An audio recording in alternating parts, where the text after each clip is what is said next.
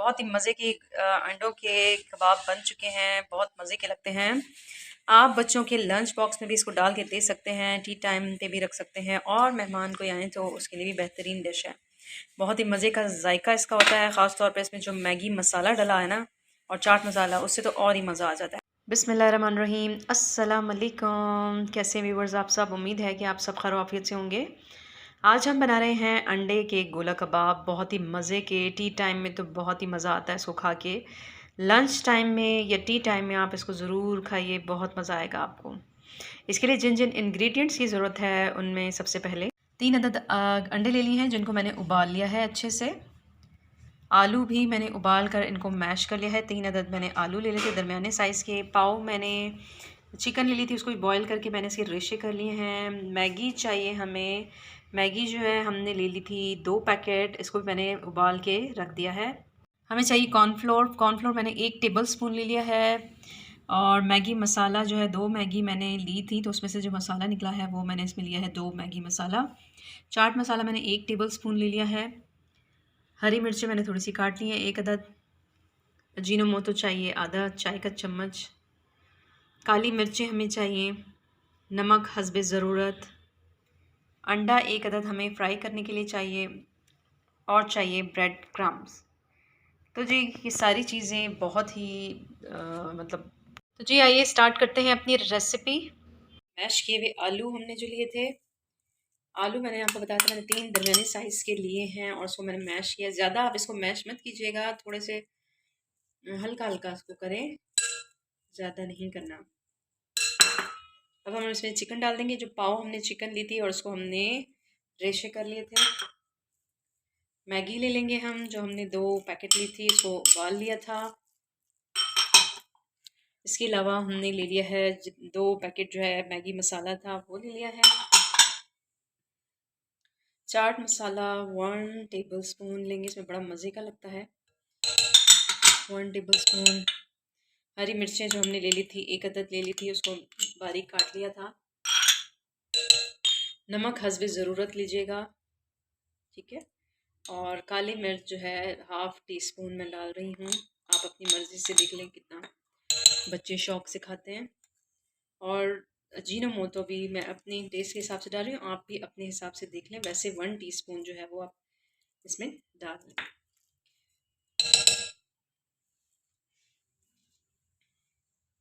अब इसको अच्छे से आपने मिक्स कर लेना है, सारी चीज़ों को अच्छे से मिक्स कर लें। ये आप लोग ज़रूर ट्राई कीजिएगा, बहुत ही मज़े का बनता है। चाय पे या कोई मेहमान आए हुए हैं तो उनके लिए आप बनाएं, बहुत पसंद आएगा उन्हें और आपसे ज़रूर पूछेंगे कि ये किस तरह से बनाया है, बहुत ही मज़े का है। देखिए इसको इस तरह से मिक्स कर लिया हमने, तो बहुत ही मज़े का ये मिक्सचर बन गया है। अब हम इसको अंडों पर लगाएंगे और फिर इसको फ्राई करेंगे। फिर आपने क्या करना है, ये जो बन गया है बैटर, हम मिक्सचर हमने बनाया है, इसमें क्या करना है, इसको थोड़ा सा आपने फैलाना है, ठीक है, इस तरह से। फिर जो अंडे हमने बॉईल किए थे, एक अंडा इस तरह से आपने रखना है और उसको इसके इर्द गिर्द इस तरह से आपने लपेट लेना है। चारों तरफ से जो है ये बिल्कुल इस मिक्सचर से कवर होना चाहिए। और भी लगाना चाहें तो आप लगा सकते हैं।